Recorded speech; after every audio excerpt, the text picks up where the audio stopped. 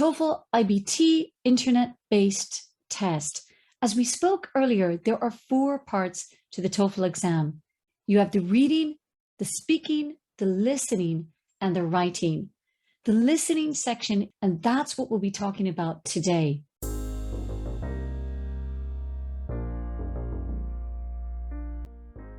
In this video, let's examine the structure of the listening test, the 8 TOEFL listening question types, and common topics in academic lectures.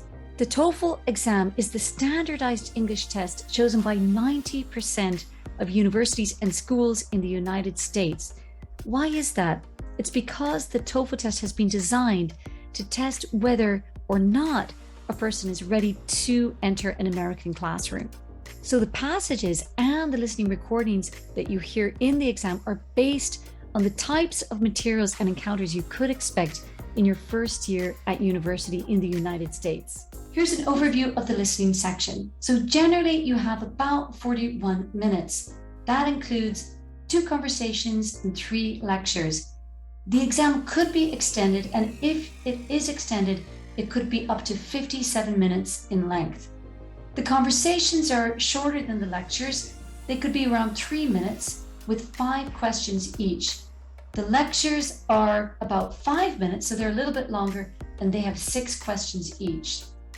The lectures are similar to the reading passages in that they are also academic style passages. The conversations are different, however. They're generally dialogues between 2 people, generally between a student and another student, or a student and a professor, talking about campus life. During the conversation listening questions, you'll see a photograph like this one of a professor and a student talking, and then the bar underneath will indicate the progress of the audio. And then during the lecture questions, you'll see a word appear on the screen, just like that one. And if there are specific words, a glossary or explanation of words will be provided. You'll also see a next button on the right side to move to the next question. But be careful, because once you go next forward, you won't be able to go back. And then again underneath, there's a bar below showing how much time you have as you listen to the audio. Here's an example of a question. You'll see the question followed by 4 possible answers, A, B, C, or D. The questions appear after the listening, and they come up one at a time. You can't skip questions, and you also can't go back. You will have a timer at the top that counts down as you listen.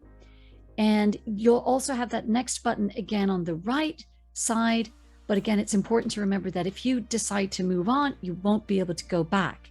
And again, the bar below will show you how much time you have as you progress through the listening test. Again, all of the conversations you hear will be related to campus life, sort of a cultural preparation to prepare you for life in American universities and to study in the US.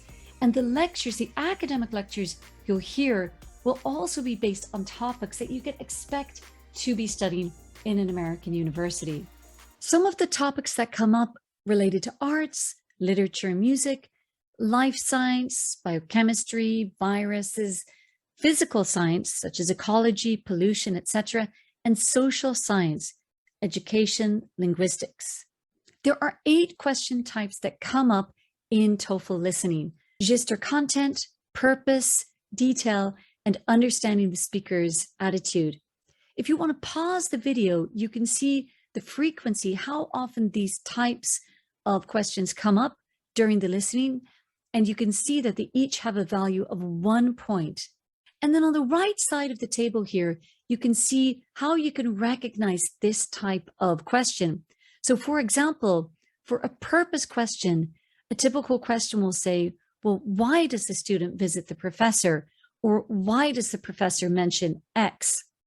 It's a good idea to familiarize yourselves with the question form on the right so that you can recognize the type of question quickly when you're doing the test. And moving on, the next 4 types of questions: understanding the function. That means we want to know why the professor says something, or what does he mean when he says something. Making inferences. You can recognize this when you see a question with the word infer. So what can be inferred, or what does the speaker imply about X? In this type of question, you have to try to guess what the person means because he's not saying it directly. And then understanding the organization of information, and finally connecting content. In that type of question, you need to fill out a table usually to indicate the correct information. So how can you prepare for listening? Well, there are a number of important skills that you can develop in advance before you do the TOEFL exam. Listening skills that you can develop: recognizing organization of information, understanding main idea, primary points and details, understanding relationships, recognizing changes in the topics, the purpose of the speaker, understanding inferences, making connections among ideas, and recognizing again the attitude of the speaker. And then the question formats that will appear in the exam: multiple choice with one answer, multiple choice with multiple answers, ordering of events, steps in a process, matching objects or text with categories, main idea, inference, and insert a sentence. And finally, vocabulary. I know that seems like a lot of information to take in right now about the listening test, and we've used a lot of jargon today. But don't worry, because in this video series, we are going to go through each listening question step by step with an example, with practice, so that you can already get practice with me and be prepared for the TOEFL listening exam. Thanks so much for watching, everyone. We'll see you in the next video. Bye.